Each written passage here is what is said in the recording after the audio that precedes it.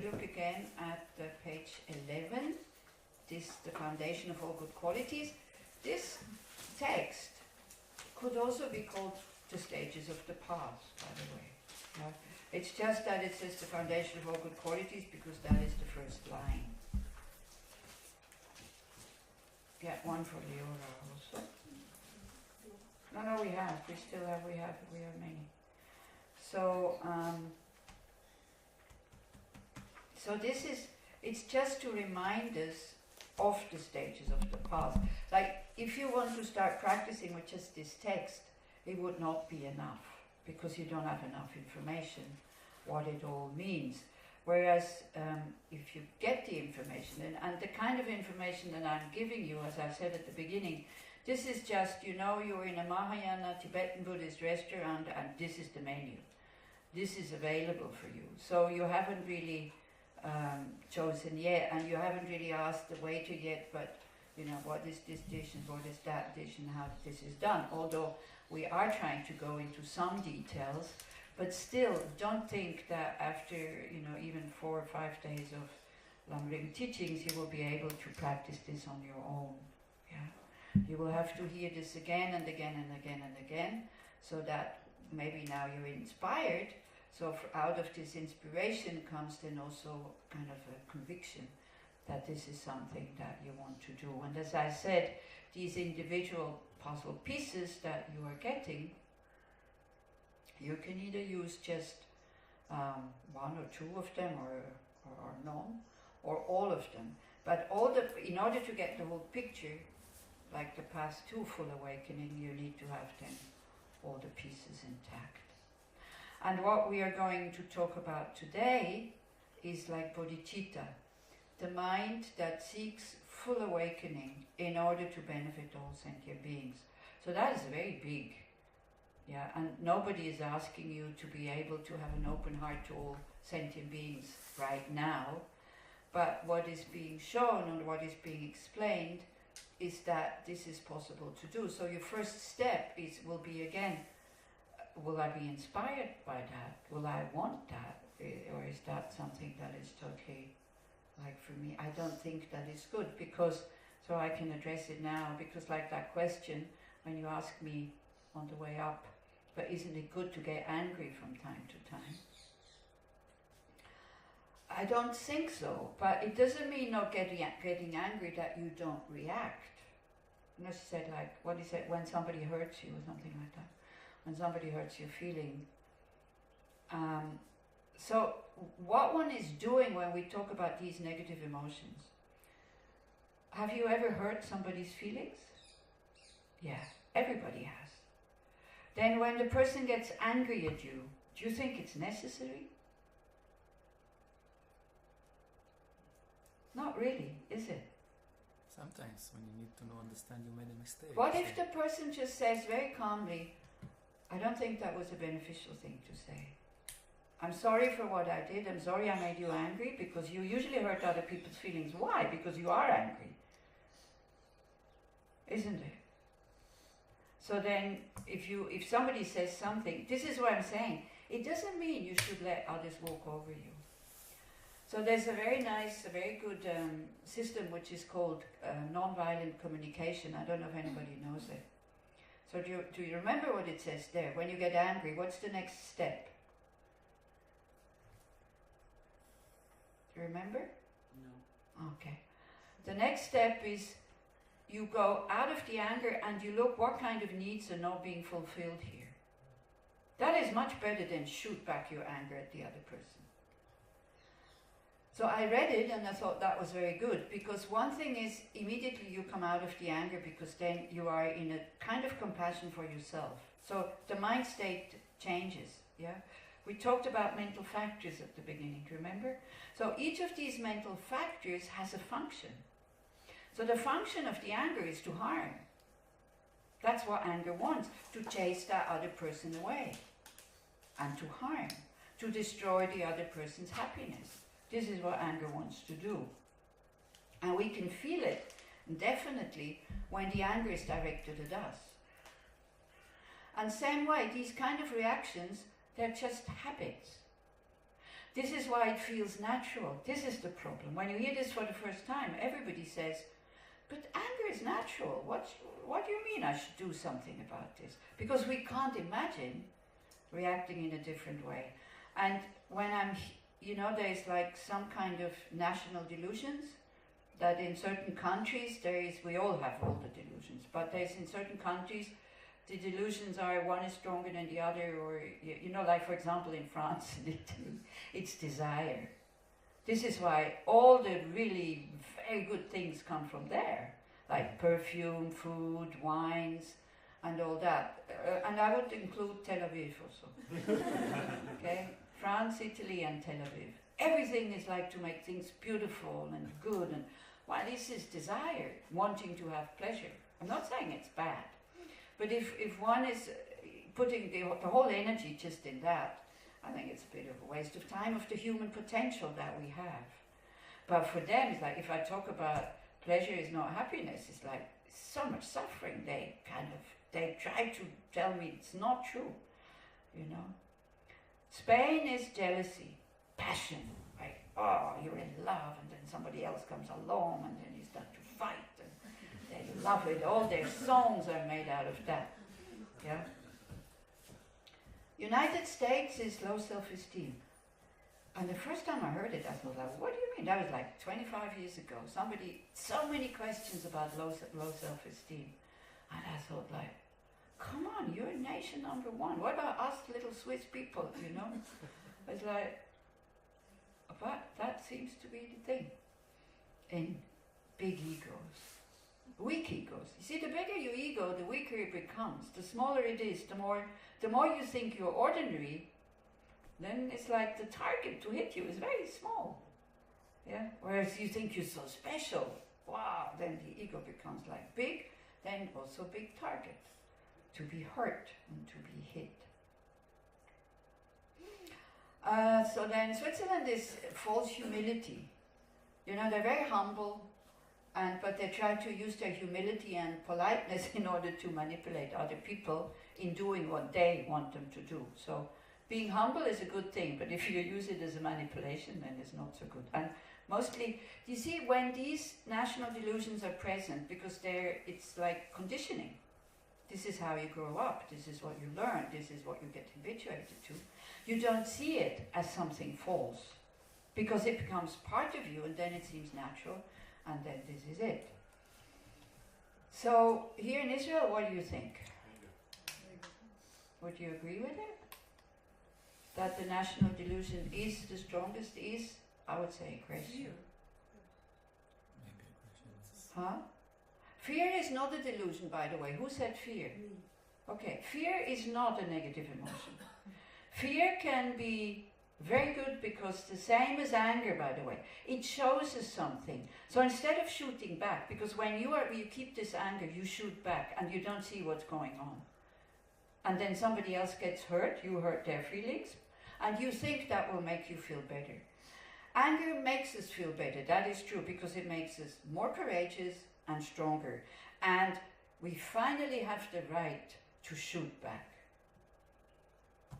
Because we are holding all these emotions, we are holding them because we know, also in Israel, it's not so good to get angry and to be aggressive to somebody. But because the habit has become so strong, then very natural reaction is aggression.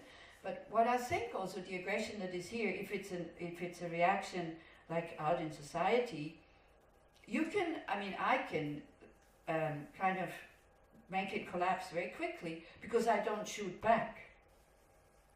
Usually people shoot back. Usually people actually start to shoot before you shoot.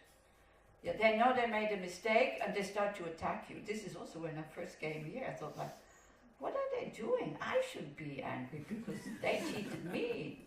No, and I'm just saying, sorry, I think you cheated me because this is usually that price and now you ask that price. And that guy was in the market. He attacked me and he was that kind of saying, where are you from? From Germany?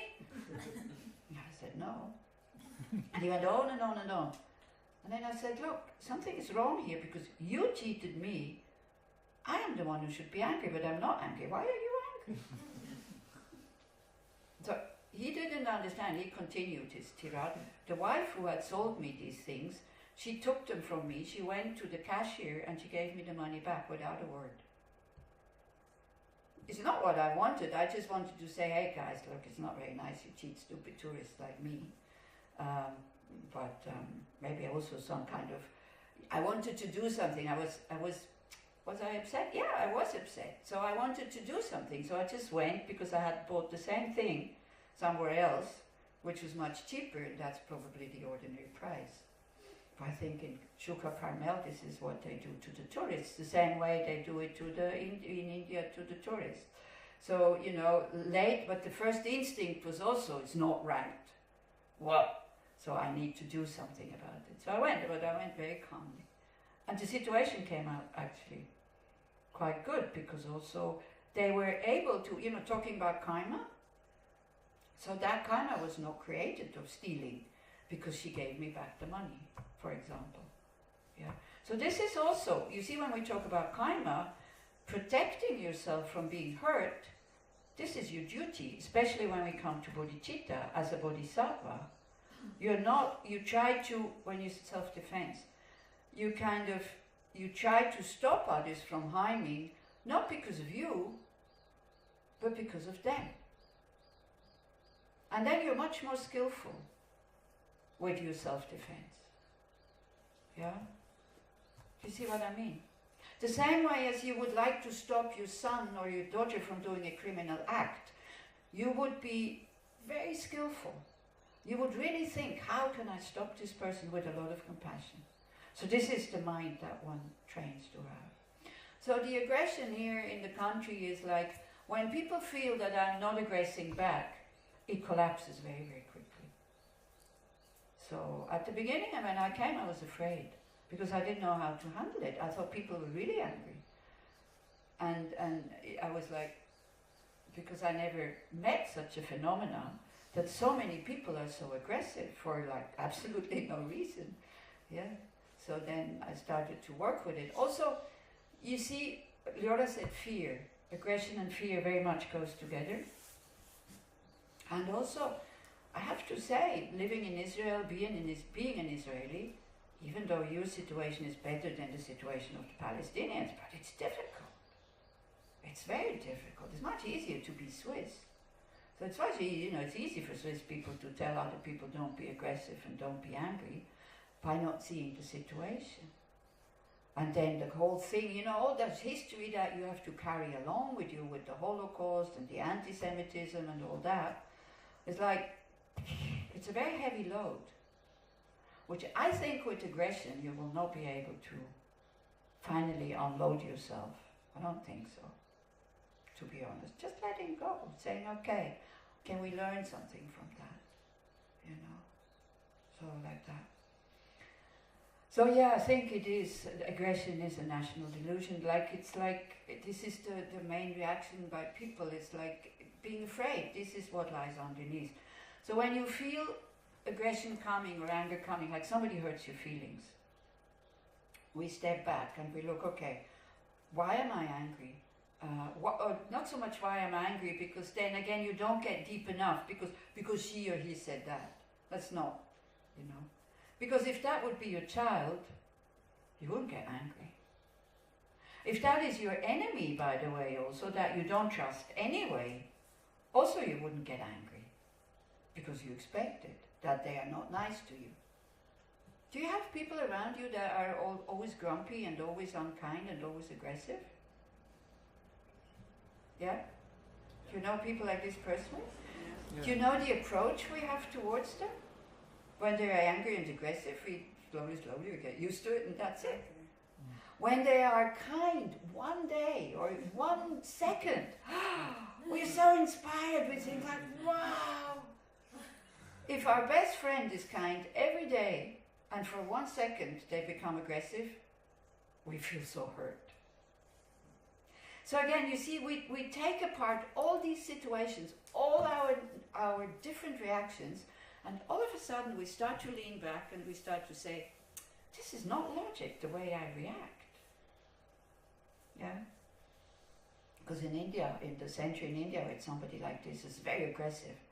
But because it's a Buddhist center, we were very patient, and also meeting her aggression with aggression, it never worked. It made it worse. Yeah, just relaxing and saying, okay, bad mood, and this is it. No need to discuss it now with the person because it's not going to help.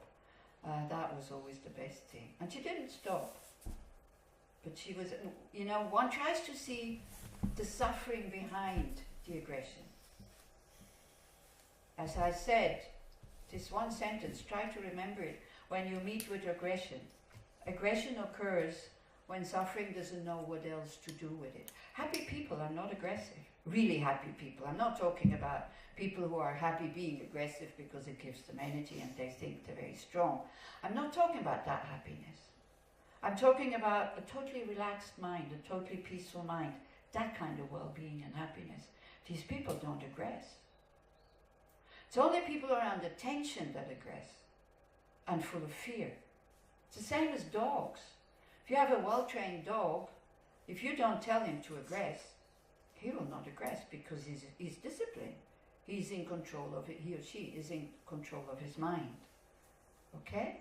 Whereas these puppies that nobody trains, they're very nervous and they get, you know, a sound, they bite. Because they're nervous, because they are afraid. And it's the same for humans, by the way. So instead of being angry at them, we can generate some compassion and really look what I can do. So anger arises. And why does anger arise? Do you know? Did you tell them why anger arises? Okay. Why negative emotions arise has causes also. It's not just they just come out of the blue. So the main cause for emotions to arise, be it love, be it compassion, be it anger, be it desire, whatever, is a seed of the same kind. So this is how habits develop. Okay? Anger arises from a previous moment of anger that has not been dissolved. Because when you're angry and you don't do anything about it and you think the anger is finished, it goes into the subconsciousness. And then something similar, so that's the main cause. Then is the outside cause, a similar situation, or a person looking in the same way or talking the same way as that previous moment. But your subconsciousness doesn't remember that. It just remembers the situation. So then when you go angry at somebody, hurting you, being unkind to you, let's say like that, being unkind to you, and you go angry, but then you forget about it. Isn't the anger, the emotion creates a seed, an imprint on the mind, which lies there and you don't feel it. So sometimes people really think that they don't have any anger. And then they're very surprised when it comes up maybe in the meditation. You know, you go to a meditation retreat, and you think, wow, nobody will disturb me, I can do whatever I want, I can sit as long as I want, nobody will ring the bell to finish my very peaceful meditations and all this. And all of a sudden, you're totally alone in your solitary retreat. All of a sudden you have this anger arising, or very often desire also, very often sexual desire. It comes up and you just don't know where it came from. So if you don't know how that works, that this is just imprints ripening, you might actually stop your retreat and you go like, it's not the right time, it's not the right place, not the right thing to do for me, or whatever. That's when you're not well informed. Actually, negative emotions arising during your spiritual practice, that's the best. Why? Why do you think so? You're aware. One thing is you're really aware and you see them. It still doesn't make them go away, does it? No. I'm looking at Giddy. It's okay, I tell him. Yeah, because he just did a long solitary retreat and he had these moments of very strong anger coming up. Hours. Huh? Hours, not moments. Long moments. Long moments. Hours. So I was Yeah. aware it didn't go away. Yeah, so at least you're aware of it. But this is it. Being aware of it is important. And this is another thing that the mindfulness people, I mean, I'm talking about mindfulness people, not about Tomana. I'm talking about mindfulness, people who do a one weekend mindfulness and then kind of offer it as a workshop for you to pay a lot of money. This is what I'm talking about. So they tell you, learn mindfulness, you will be in control of your mind, you will be happy, nothing bad will happen to you. This is not true, don't believe it. Yeah? You are aware of it. And what happens when you are aware of it? You're careful when you go out and when you have to talk to somebody in order not to hurt somebody with your anger. This is what awareness is doing. Yeah? And it is a good antidote. And you don't, with awareness, you don't allow the mind to go into kind of the story why you got angry. So this is also with the non-violent communication. It's a little bit like you have to look why you got angry. You really have to make the step beyond that. What needs did not get fulfilled? Because then instead of being with the object, you are with your own needs. Then all of a sudden, and then I think non-violent communication stops there. Now I went a bit further with that because I was looking at my needs. My need to be respected, my need to be treated always nice and kind, my need, and all of a sudden I thought, who the heck you think you are? To demand from everybody to be kind to you and to like you and to treat you nicely. I thought, like, I don't do this with everybody else either, so why do I think they have to do this with me? Then I started to see all beings have these needs, especially the non-practitioners. So how about I start to fulfill these needs of others instead of demanding others to fulfill my needs? To respect that person that I dislike. To be careful what I say when I say something or how I write my emails. And not to pack it into humorous cynicism, kind of I'm right and you are wrong, but still kind of saying, yeah, I know you're right, but you know, I'm using all my humor in order to ridicule the person because I saw that that was what I was doing. So when I have difficult emails to write with people I don't like so much, I read them 3 or 4 times and I correct them to make sure that the message comes through honest, clear, without any hints. Kind of like that. Yeah. Emails are very tricky, especially when you try to be funny and then the other person is hurt. Has it happened to you also? Yeah. So it's like so quickly something is misunderstood when you don't have the facial expression and not the tone of the voice. Yeah, so it's dangerous. So this is why. So anger arises. First is the main cause is a previous moment of anger that has not been dealt with. Because you can dissolve anger by reasoning. First reasoning is, what's the use? Second reasoning, how do I look? Because you look awful when you're angry. If people are not afraid of you, you look ridiculous. If people are afraid of you, you look dangerous, and they're afraid of you. But if they're not, it's like, again, how other people see us when we are angry, if they're stronger than you, and they have nothing to fear from your anger, is how we look at children when they are angry. It makes us laugh. You know? So your anger is pretty ineffective, by the way. And then if people are afraid of you, then do you want that? Do you want people to be afraid of you? No. Yeah. So this is the imprint. So this is how we can dissolve the imprint by reasoning. Like that. And at least, as we said yesterday, like the anger in the meditation. A seed is ripening, brings a mental state. Does that seed bear fruits and make more seeds when you're in the meditation? If you don't do that, No, it doesn't. Because there's no object, there's no action. There's no completion of the action. So it doesn't create more seeds. So me also, in the first, after 2 years, I had so much anger rising, not in meditation retreat. So meditation retreat, you can see how ridiculous it is. Nobody's there to threaten you, whatever. But I was working at Tushita and I was working very hard. And I thought that, you know, I was the only one working and everybody else was just watching movies, which was true, but the others, they were lay people. You know, as monks and nuns, please don't invite monks and nuns to the cinema. We're not supposed to watch movies, okay? We're supposed to practice, not to go into too much entertainment, so don't invite them and don't try to convince them. But it's a Dharma movie, it has a message in it and all that. I know that monks and nuns, some go to the movies. This is one vow I can keep. So please don't make me break it. And I used to go to the movies at least 3 times a week when I was still working in Switzerland. I would never have imagined that I could live without it. Now I don't know directors and actors, I see their face, I have no clue who they are, and I don't suffer. I don't miss it. I replaced it with something else with something else that I think is more meaningful. So don't have compassion for me because I can't go to the movies. It's okay, I'm fine with it. Yeah.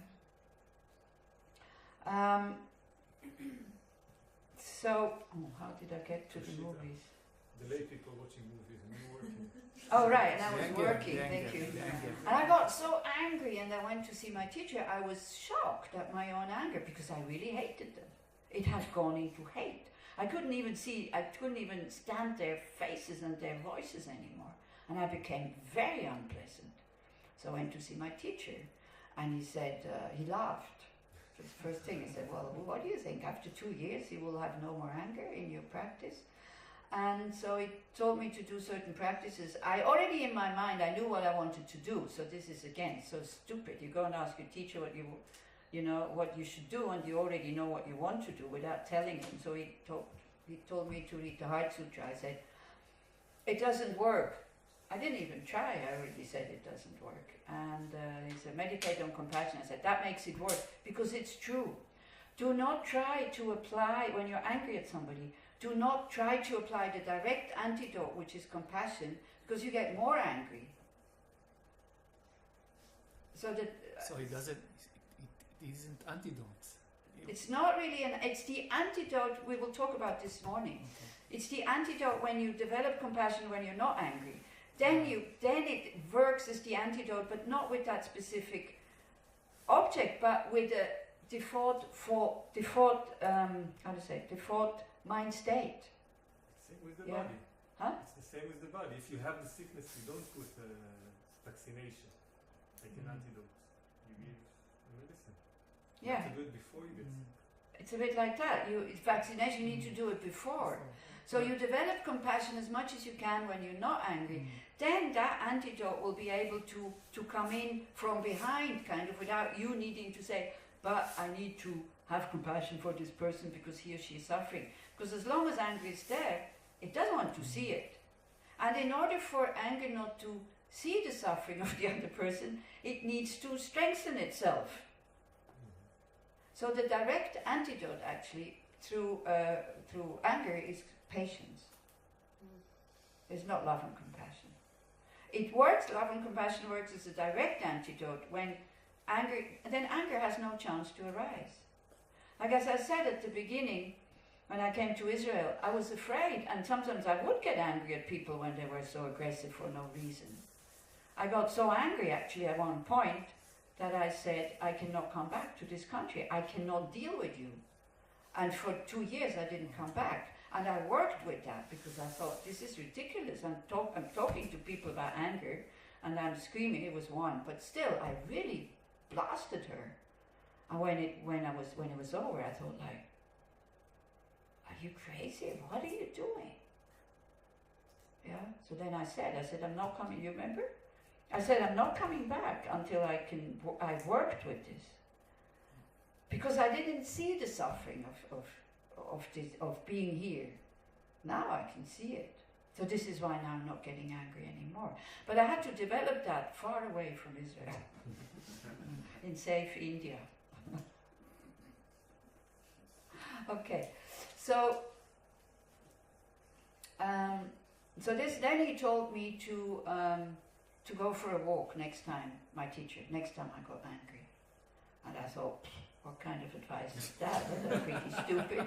This is how I thought about my teacher, because, you know, before really following advice and seeing that every time he says something, I do it, it works. Yeah. So next time I got angry, I was about to hit, not the person, but I think it was the pillar. I was kind of, and then I heard him say, go for a walk. I said, okay. I went for a walk. It didn't take 3 minutes actually. It was from Tushita to the chai shop. I haven't even arrived at the chai shop yet. And I had the thought, I'm going to move out of here. So this is the first antidote for whatever negative emotion comes up. Remove yourself from the situation. Sometimes you cannot physically remove you from the situation, but you can disengage mentally from the situation by tearing the mind away from the object, and you come inside. The mind always wants an object. So you give your mind the object of its own mental state to look. This is where awareness comes in. How does it feel? How does it this? How does that? How that? Very often it collapses. Very often it does collapse. Sometimes not immediately, yeah. But at least then you have the guarantee that you're not creating, the plant is coming up, but you're not creating more seeds by now following this anger. And when you have like negative mental states in your retreats, the lamas are very happy when you come and talk to them about it. When you come and you say, oh, it's such a wonderful retreat, I was so focused and so concentrated. Usually they say, and then what did you do with your concentration? And you go like, oh, I was just very peaceful. It was so nice. I felt so spacious. Yes, but what did you do with it? Yeah, I just felt peaceful. And then they say, what's the point? When you come and you say, like, I had so much desire and I had so much anger and it was terrible, and what is it fantastic? The dirt is coming out. When we did Vajrasattva retreat to Shita, like we were all very happy, very excited. We were a group of 20 people who were starting a 3-month retreat. And we were loving each other and, you know, so harmonious and so happy in Rinpoche cave. Rinpoche means precious one, by the way. So all the reincarnated lamas are called Rinpoche. So this is why, for me, when I talk about Rinpoche, for me it's Kid Center of Rinpoche. When somebody else talks about Rinpoche, it's another Rinpoche, but it doesn't, you don't need to know the names, you know, it's their lama or their guru. So he came, he gave us the initiation. He didn't say anything, he just gave us the initiation. 1 month later he came back to look how we were, and we were either physically sick, we had started to really have like difficult people on this retreat and hating them. They were making too much noise with their stone mala. Give them a wood mala because they're disturbing my meditation. Somebody, and then, you know, it was a real war going on. Which lights on, which lights off, which window open, when to open the window. It's like, you know, we tried to make rules so that there would be harmony again. The more rules we made, the more upset we were because they weren't being kept. And some were really physically sick. Like our leader had hepatitis and diarrhea, and somebody else was itching all the time. And it was like so he was sitting on the throne, and my teacher, because they're sitting on a high throne, so he had glasses, and he always looked at us like this, like, because we probably only needed the glasses to read. So he didn't have multifocal glasses, so he had to pull them down. So he was, and then he was always kind of looking at us like this. And he looked at us and this, and he said, look at you. Wow, look at you. 1 month ago you were all healthy and happy and fat. Now you're miserable and you're sick, and this is fantastic. And it was during the Olympics, and he says, I give you a gold medal because you're doing real good retreat. Because purification means you vomit all your dirt, also in the mind. When you swallow poison, the first thing you do is what? Throw it up. Vomiting. So vomiting is not pleasant, but you're so happy. We're so happy when it comes out, isn't it? So even though the action is not pleasant, but you're happy when it comes out. Now we Westerners, because we hear retreat, for us it means bliss, peace. It's not retreat. For that you can smoke dope. If it comes, great, take it, there's no problem. But the problem when you are a good meditator and you have a lot of bliss and peace in your meditation, then you only meditate for that. You don't meditate anymore to develop compassion, and you don't want to do analytical meditations. You want to sit in your peace there. Please do not disturb me. Because it's true, they're so rare, these moments. So you want to enjoy it. And this is the mind of an Hinayana practitioner who who wants to exhaust all his negative imprints and so that then finally there's nothing left, there's peace, there's nirvana, and off they go, goodbye, never to be seen again. It's okay, because then there's one person less who reincarnates and takes resources from Mother Earth, and who doesn't make anybody, doesn't make anybody upset, and all that. So that's okay. That is the motivation for that. And when you meditate with this motivation, and you have the ability to make your mind really peaceful, then there's a chance that you don't want to continue on that path. Because you say, okay, good enough, thank you, bye. So this is why one comes to the higher level of developing bodhicitta already now, although we're so far away from bodhicitta. But one feeds the mind with imprints. When my mind is calm and peaceful, this is when I'm going to do meditations on compassion or the four immeasurables and all that, in order to make these imprints really, really, really deep. When the mind is agitated, I will use awareness, compassion for myself, not to judge myself, not to hurt myself, and to see this as normal and to see this as positive also.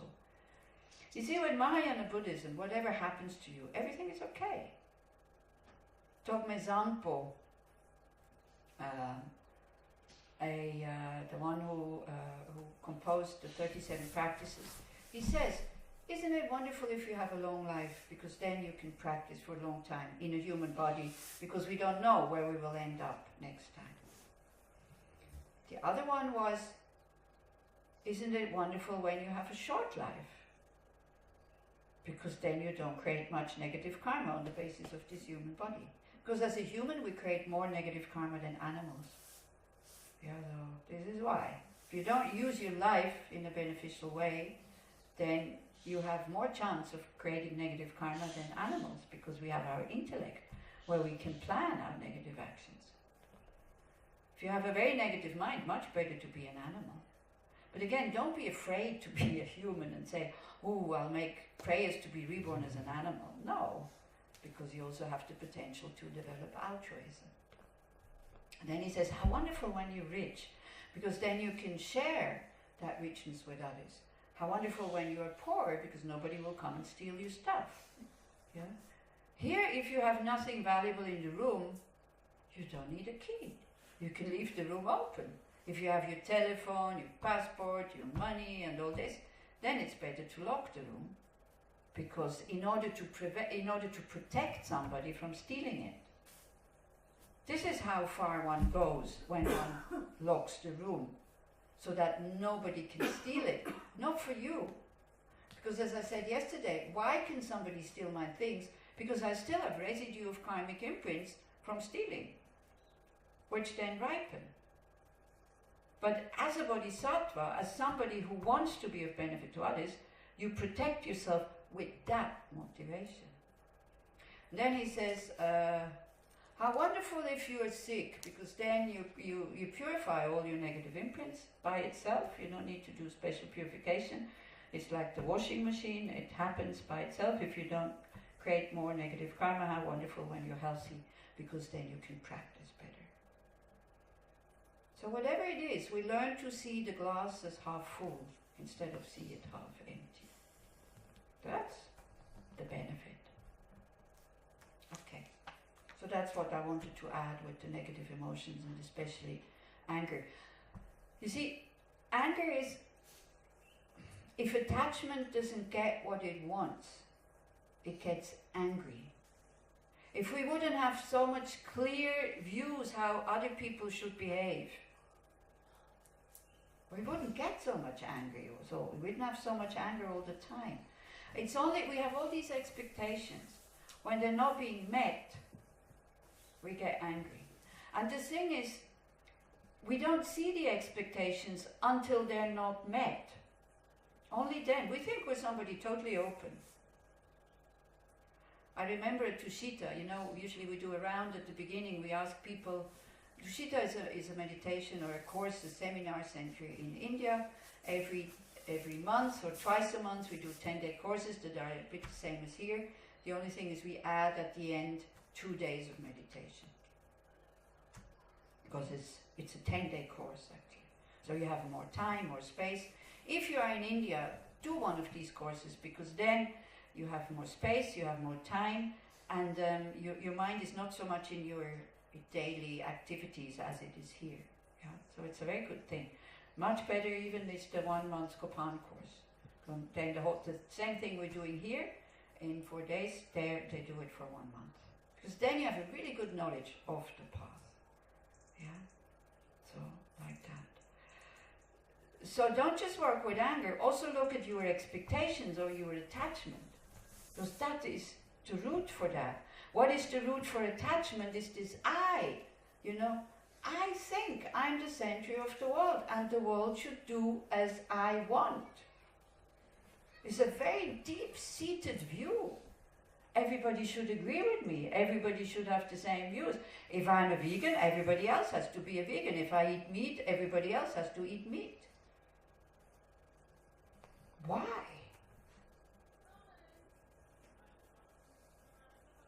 So this is where then, with compassion, we start to see other people have these views as well. So why do I have to fight with them? I don't have to take on their views, but I can leave them their views also. I don't need to fight with them. Yeah? So this is what lies at the root, is this self-cherishing, or this I, who has very, very clear views how I should be treated. Even though it sees that I don't treat everybody like this. Even though the Buddhist I knows about karma, but if then you have to deal with difficult people, you're surprised. You don't see it as karma coming back. Karma is like a boomerang that you always throw the right way. It always comes back. But the problem is sometimes it comes back really late and you don't remember that you threw it. Most of the time. Because karma ripening in this life, most of the time not. It takes time for these seeds to grow so that they can bring a result. Very often it ripens next life or any of the next lives. So imagine sitting in a park and you throw the boomerang and it comes back and you're clumsy and it hits your head. You're happy that the boomerang came back, isn't it? It hurts, you have the pain of the boomerang hitting your head, but you're not unhappy about the pain, because you know you threw it. Imagine sitting in the park, and all of a sudden a boomerang hits your head. Can happen, no? Because people play with boomerangs, and they're not as kind of good as the Aborigines. It's for them, they went hunting with it for food. It's not a toy, and it's a weapon also. So anyway, what do you think? What would happen if that boomerang hits your head? You would search who threw it. Huh? You would search who threw it. Exactly, first thing, who threw it? So this is what we do always. Whenever a boomerang comes back, instead of saying, wow, great thing, the boomerang is coming back. This is what the Tibetans do, because they're the older ones, because they're so used to that law of cause and effect. This is what they say. The boomerang came back, now there's no more danger, I keep it. I try not to throw it again. Yeah? So this is why also when they have difficult times in their meditation retreats, they're happy. So they still have the vomiting, the diarrhea, the itching, the anger, whatever, but they're happy about this because, wow, the dirt is coming out. And this is what happens in your spiritual practice very often. And because you're not being warned about this, you think from day one, you should experience bliss in your meditation, isn't it? That's why you came here, if you came here for the first time. But that's not the point. The point of meditation,